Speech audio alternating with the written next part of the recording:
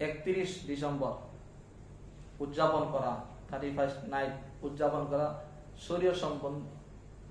শরীয়ত সম্মতির হারাম।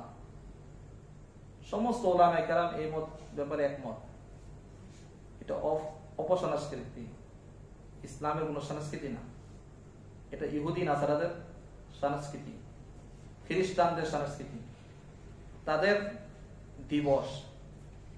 মুসলমানদের কখনো এই দিবস হইতে পারে না।